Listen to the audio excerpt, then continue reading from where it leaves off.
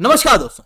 बांग्लादेश के अंदर जिस तरीके के डेवलपमेंट देखने को मिले, जहां पर जॉब रिजर्वेशन को लेके प्रोटेस्ट चला, जिस जॉब रिजर्वेशन को लेके आया था बांग्लादेश का कोर्ट, यह प्रोटेस्ट भड़क गया और उसके कारण से वॉयलेंट रूप ले लिया। हालांकि ये रिजर्वेशन की पॉलिसी बाद में कोर्ट ने हटा भी दी। इन सारी चीजों के अंदर कहीं से कहीं तक बांग्लादेश की प्रधानमंत्री का कोई भी लेना देना नहीं था। उसके बावजूद भी प्रोटेस्ट उनके खिलाफ शुरू हो गए।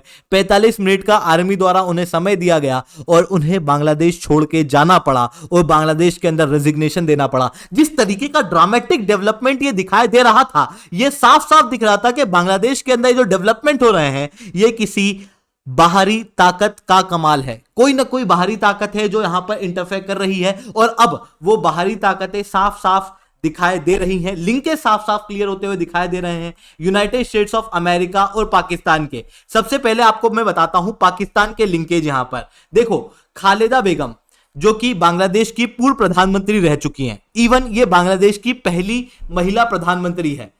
ये बिलोंग करती है बांग्लादेश नेशनलिस्ट पार्टी से, जो कि आवामी लीग की अपोजिशन पार्टी है और बांग्लादेश के अंदर एक बड़ी पार्टी मानी जाती है।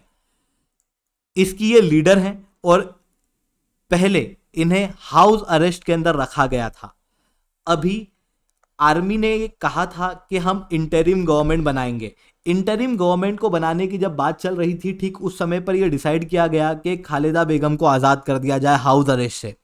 वहीं पैरेलली खालिदा बेगम के ही बेटे हैं तारिक रहमान, जो कि भी बांग्लादेश नेशनलिस्ट पार्टी को ही बिलोंग करते हैं। इन्होंने ही इंडिया आउट कैंपेन चलाया था। इनके बैकग्राउंड के बारे में थोड़ा आपको बताऊं तो हुआ ऐसा था कि 2004 के अंदर एक बांग्लादेश के अंदर बॉम्ब अटैक हुआ था, जिसके अंदर टारगेट थी बांग्लादेश की पूर्व प्रधानमंत्री शेख हसीना। हालांकि वो इस अटैक के अंदर बच गई। कुछ आवामी लीग के बड़े लीडर्स की यहां पर डेथ हो चुकी थी। 2018 के अंदर बांग्लादेश की कोर्ट ने तारिक रहमान को यहां पर जिम्मेदार बताया और तारिक रहमान को लाइफ इंप्रिजनमेंट की सजा दी, पर ये लंदन भाग चुके थे उसके पहले ही। अगस्त 2023 के अंदर इनके ऊपर करप्शन के आरोप भी लगे थे। जितनी इनकी इनकम इन्होंने बताई थी, उससे ज्यादा संपत्ति इनके पास में थी। इवन इनके लिंकेज जमात इस्लामी और हिफाजत ए इस्लाम, जो कि प्रो पाकिस्तान ऑर्गेनाइजेशन है, उनसे भी दिखाई देते हैं। बांग्लादेश नेशनल पार्टी खुद प्रो पाकिस्तान देखने को मिलती है, उसके ये चीफ हैं यही तारिक रहमान, जो खालिदा बेगम के बेटे भी हैं।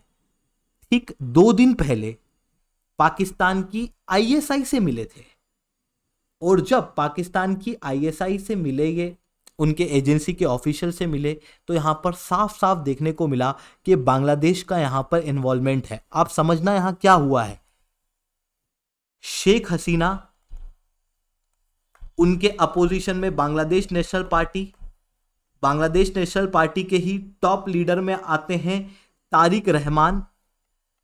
तारिक रहमान 2 दिन पहले आईएसआई से मिले। 2 दिन बाद ये प्रोटेस्ट वायलेंट हो गया और वायलेंट होने के बाद में शेख हसीना को यहां से छोड़ के जाना पड़ा। जैसे ही छोड़ के गए, इंटरिम गवर्नमेंट की बातचीत चली और इंटरिम गवर्नमेंट की बातचीत चलने के समय पर तारिक रहमान की माताश्री, जो कि पूर्व प्रधानमंत्री भी रह चुकी है, उन्हें हाउस अरेस्ट से आजाद कर दिया गया, जो क्लियरली दर्शाता है कि पाकिस्तान का यहां पर साफ साफ इन्वॉल्वमेंट है। अब आप यहां पर क्लियरली देख सकते हो तारिक रहमान ने जो पुराने कामकाज किए हैं। तारिक रहमान जो हैं, उन्होंने पूरा इंडिया आउट कैंपेन चलाया था। इसके ऊपर मैंने एक सेपरेट वीडियो भी बनाई थी, जहां पर बांग्लादेश नेशनलिस्ट पार्टी के लीडर, आप क्लियरली इस इमेज के अंदर देख सकते हो, इन्होंने शॉल जलाई है, कश्मीरी शॉल। इनका कहना था कि हम भारत की कोई सी भी चीज यूज नहीं करेंगे। पर उस समय पर बांग्लादेश के अंदर जो शेख हसीना थी, वो प्रो इंडिया गवर्नमेंट चला रही थी और उन्होंने क्लियरली कहा कि अगर फिर जलाना ही है तो हमारे यहाँ पे साड़ी भी भारत की आती है। ऐसी कंडीशन में आप आपके घर के अंदर जो महिलाओं की साड़ी है वो भी लाके जला दो फिर। तो ऐसी चीज यहां पर देखने को मिलती है, जिसके कारण से साफ झलकता है कि पाकिस्तान का यहां पर डायरेक्ट रिलेशन है। वहीं दूसरी तरफ वेस्टर्न कंट्रियों का भी यहां पर रिलेशन देखने को मिल रहा है। अब बताता हूं मैं कि यूनाइटेड स्टेट का यहां पर क्या रिलेशन है, बट उसके पहले आप लोग मेरे साथ में SRC10 टेलीग्राम ग्रुप के ऊपर जुड़ सकते हो। मेरे क्लास की अपडेट, PDF सब कुछ आपको मिल जाएगी। यूपीएससी CSE की तैयारी करना इंडिया के टॉप एजुकेटर से। अगर आप लोगों को ऑफलाइन क्लास के अंदर पढ़ना है तो आप लोगों के पास में बहुत अच्छा मौका है। अनअकैडमी अब केवल ऑनलाइन ही रहा है, अनअकैडमी अब ऑफलाइन भी आ चुका है। दिल्ली के करोलबाग, मुखर्जी नगर के अंदर, प्रयागराज के सिविल लाइंस के अंदर ऑलरेडी हमारे सेंटर्स खोले जा चुके हैं, जहां पर इंडिया के ये टॉप एजुकेटर्स आप लोगों को ऑफलाइन क्लासेस के अंदर पढ़ाएंगे। सीसेट, ऐसे writing, current affairs, GS, optional, इन सारी चीजों की कंप्लीट तैयारी कराई जाएगी। यानी कि कंप्लीट यूपीएससी का आपको पैकेज मिलेगा, साथ में आपको वन ऑन वन मेंटरशिप भी मिलेगी। अगर आप प्रयागराज वाले सेंटर पे जुड़ते हो तो आपको यूपी पीसीएस की भी तैयारी कराई जाएगी, वो भी एक ऐसे प्लेटफॉर्म से जो कि इंडिया के अंदर टॉप रहा है। 2023 के अंदर बेस्ट रिजल्ट अनअकैडमी ने दिए। टॉप 10 में 4 बच्चे, टॉप 20 में 10 बच्चे और टोटल 315 बच्चे अनअकैडमी से क्वालिफाई हुए। चलिए दोस्तों समझने का प्रयास करते हैं कि यूनाइटेड स्टेट का यहां पर क्या लिंक है। देखो, यूनाइटेड स्टेट्स शेख हसीना को एज अ प्रधानमंत्री पसंद नहीं करता। आप वो कई सारी जगहों पर देख सकते हो। जैसे जब बांग्लादेश के अंदर इलेक्शन हुए तो यूनाइटेड स्टेट्स ऑफ अमेरिका ने कहा कि ये इलेक्शन फ्री और फेयर नहीं थे, जबकि यही United States of America endorse करता है पाकिस्तान के अंदर हुए शेम इलेक्शन को। पाकिस्तान के अंदर जब इलेक्शन हुए तो आप सबको पता है कि इंडिपेंडेंट लीडर जो कि लीड किए जा रहे थे बाय पाकिस्तान के पुराने प्रधानमंत्री द्वारा, जो ऑलरेडी जेल में थे, वो बहुमत में आ रहे थे। उसके बावजूद भी कुछ एन फेन करके, रिगिंग विगिंग करके, वोटर को सप्रेस करके, एक कोई सी कोलिजन बना के जबरदस्ती शहबाज शरीफ को यहां पर इलेक्शन के अंदर जिताया गया, जो कहीं से कहीं तक भी फ्री और फेयर नहीं दिखते। उसके बावजूद भी United States of America Pakistan के इलेक्शन को कहता है बहुत सही इलेक्शन हुए। तो वहीं बांग्लादेश के अंदर इस तरीके के कोई भी आरोप नहीं लगे, उसके बावजूद भी यूनाइटेड स्टेट्स ऑफ अमेरिका कहता है कि अरे ये इलेक्शन फ्री और फेयर नहीं थे। इवन रैपिड एक्शन बटालियन जो कि शेख हसीना द्वारा बांग्लादेश के अंदर लॉ एंड ऑर्डर सिचुएशन को बनाए रखने के लिए अलग से बनाई गई थी, यूनाइटेड स्टेट्स ऑफ अमेरिका द्वारा उसके ऊपर सैंक्शन भी लगाए गए थे। इवन थोड़े समय पहले मैंने एक वीडियो भी बनाई थी इस बात के ऊपर, जहां पर बांग्लादेश की प्रधानमंत्री द्वारा क्लियरली ये बात कही गई थी कि एक वेस्टर्न कंट्री का कहना है कि हम बांग्लादेश और म्यांमार को हटाकर एक क्रिश्चियन देश बनाएंगे और वहां पर मिलिट्री बेस होगा। अगर बांग्लादेश हमको मिलिट्री बेस बनाने का अलाव नहीं करता, यहां पर बांग्लादेश की प्रधानमंत्री द्वारा clear allegation United States of America द्वारा लगाए गए थे।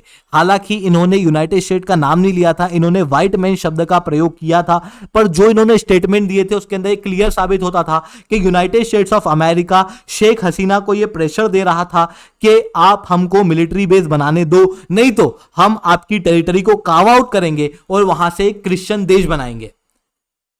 ये चीज आप पुराने इतिहास के अंदर भी देख सकते हो। यूनाइटेड स्टेट्स ऑफ अमेरिका ने सिमिलर चीज इंडोनेशिया के अंदर भी की थी। ये जो आइलैंड आप देख रहे हो ये पहले पूरा इंडोनेशिया का हुआ करता था, पर आज यहां पर ईस्ट तिमोर करके एक कंट्री है। ईस्ट तिमोर पहले पोर्चुगीज टेरिटरी थी, बाद में ये रीजन इंडोनेशिया का था, पर यूनाइटेड स्टेट्स ऑफ अमेरिका ने तिमोर को अलग कराया। अलग कराने के बाद में यहां पर अपना मिलिट्री बेस बनाया। ठीक सिमिलर सिचुएशन बांग्लादेश के अंदर भी देखने को मिली। चाइना को काउंटर करने के लिए यह प्रयास यूनाइटेड स्टेट्स ऑफ अमेरिका द्वारा यहां पर किया गया।